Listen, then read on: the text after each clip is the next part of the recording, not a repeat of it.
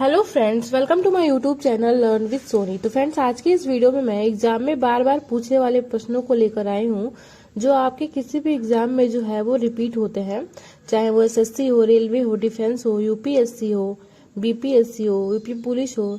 जितने भी competitive exam है ना, उन सब में जो है वो ये जितने भी क्वेश्चन है सारे जो है वो बार बार रिपीट किए जाते हैं।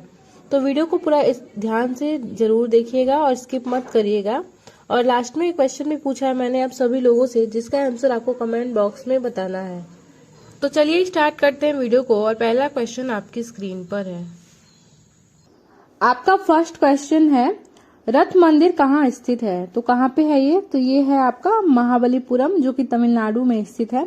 वहां पर जो है वो रथ मंदिर है। ठीक है, महाबलीपुरम के रथ मंदिर का निर्माण जो है वो किसके द्वारा किया गया है? तो वे थे आपके नरसिंह वर्मन के द्वारा। ठीक है, याद रखिएगा। ये भी क्वेश्चन में पूछ सकता है कि रथ मंदिर का जो निर्माण है वो किसके द्वारा किया गया था? तो किसके द्वारा किया गया था? तो वो थे आपके नरसिंह वर्मन। नेक्स्ट क्वेश्चन है, 1857 का विद्रोह के समय भारत का गवर्नर जनरल कौन था? तो उस समय पे कौन था? तो वो थे लॉर्ड कैनिंग। लॉर्ड कैनिंग जो थे वो 1857 के विद्रोह के समय जो थे वो भारत के गवर्नर जनरल थे। तो आपका सेकंड क्वेश्चन का जो राइट आंसर हो जाएगा वो हो जाएगा ऑप्शन नंबर बी। आपका अगला क्वेश्चन है, 1857 की क्रांति का प्रतीक क्या था? तो क्या था? तो वो था आपका खिलता हुआ कमल और रोटी। यानी कि जो आपका ऑप्शन नंबर डी है वो राइट आंसर हो जाएगा। कमल एवं चपाती जो है वो 1857 की क्रांति का प्रतीक था। नेक्स्ट क्वेश्चन है, 1857 के विद्रोह के दौरान दिल्ली में विद्रोह का सैन्य नेतृत्व किसने किया था? ठीक है, तो दोस्तों आपको बता दें, जब 1857 का विद्रोह सबसे पहले कहां से प्रारंभ हुआ था? तो मेरठ से प्रारंभ हुआ था और धीरे धीरे जो है ये कई जगहों पे फैल गया था। तो यहाँ पर जो है आपसे दिल्ली से पूछा जा रहा है कि दिल्ली में विद्रोह का सैन्य नेतृत्व किसने किया था? तो किसने किया था? तो बख्त खां ने किया था। बख्त खां ने जो है वो दिल्ली से विद्रोह का सैन्य नेतृत्व किया था 1857 के विद्रोह का। तो आपका फोर्थ नंबर क्वेश्चन का जो राइट आंसर हो जाएगा वो हो जाएगा ऑप्शन नंबर बी। काफी ज्यादा इंपॉर्टेंट क्वेश्चन है ये, इसको आप अच्छे से ध्यान में रखिएगा। नेक्स्ट क्वेश्चन है, जनजातीय गौरव दिवस हर साल कब मनाया जाता है? तो कब मनाया जाता है ये? तो ये जो है वो आपका 15 नवंबर को मनाया जाता है। 15 नवंबर को हर साल जो है वो जनजातीय गौरव दिवस मनाया जाता है। तो आपका फिफ्थ क्वेश्चन का राइट आंसर हो जाएगा ऑप्शन नंबर डी। अगला क्वेश्चन है, गोंड जनजातीय आज के समय में कौन से राज्य में बहुसंख्या में फैली हुई है? तो कौन से राज्य में फैली हुई है गोंड जनजातियां? तो वे जो है वो आपके 3 राज्यों में मतलब बहुसंख्या में फैली हुई हैं।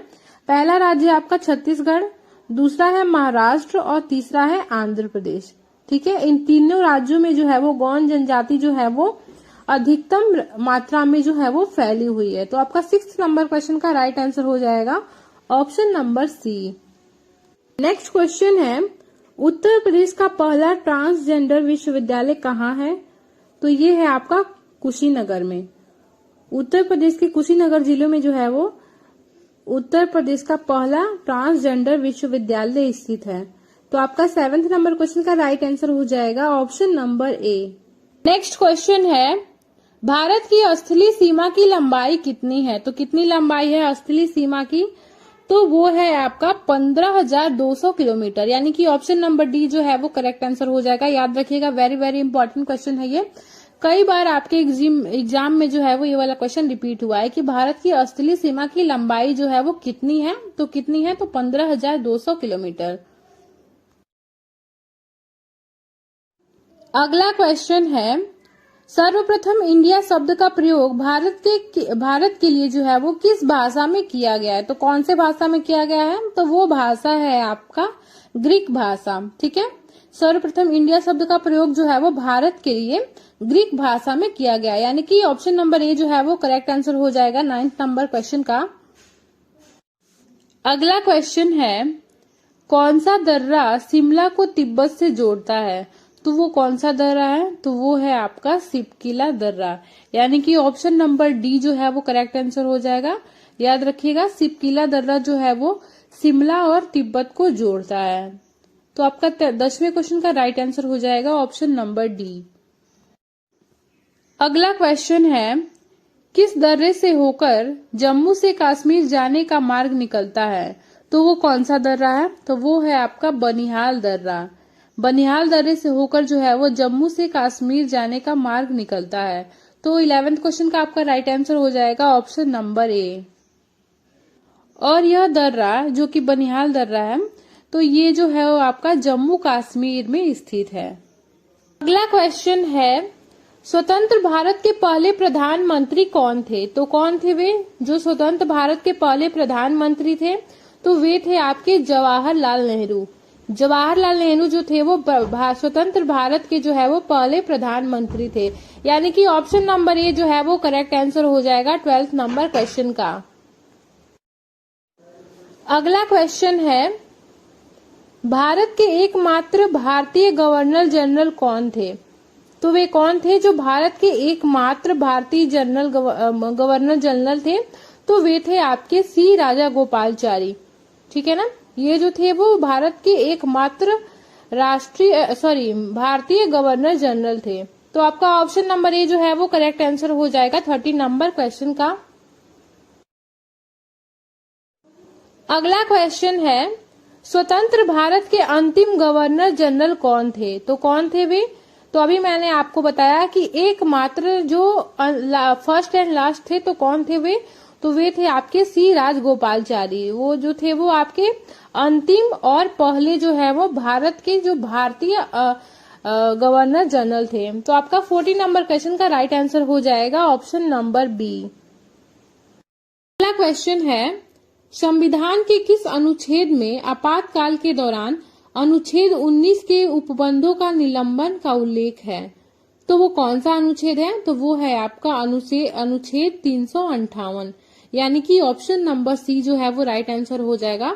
तो अनुच्छेद 358 में जो है वो आपका आपातकाल के दौरान जो है वो अनुच्छेद 19 के उपबंधों का निलंबन का उल्लेख किया गया है।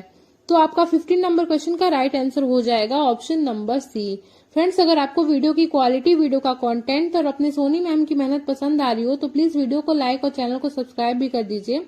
ठीक है ना, आपके इतना करने से मैं काफी ज्यादा मोटिवेट होती हूँ। ठीक है, और मुझे कमेंट में ये भी बताइएगा कि आपको अगला वीडियो जो है वो किस टॉपिक पे चाहिए, मैं आपके लिए वो जरूर लेके आऊंगी। अगला क्वेश्चन है, भारत का सबसे नया बंदरगाह कौन सा है? तो वो है आपका पोर्ट ब्लेयर बंदरगाह। कहाँ पे स्थित है? तो ये है आपका अंडमान निकोबार द्वीप समूह में। याद रखेगा, वेरी वेरी इंपॉर्टेंट क्वेश्चन है ये। तो आपका 16 नंबर क्वेश्चन का राइट आंसर हो जाएगा option number D. Next question है, निम्नलिखित में से किस राज्य में 2 से अधिक प्रमुख बंदरगाह हैं? तो अभी मैंने आपको बताया था कि तमिलनाडु राज्य में जो है वो भारत में सबसे ज्यादा जो है वो प्रमुख बंदरगाह हैं। ठीक है ना,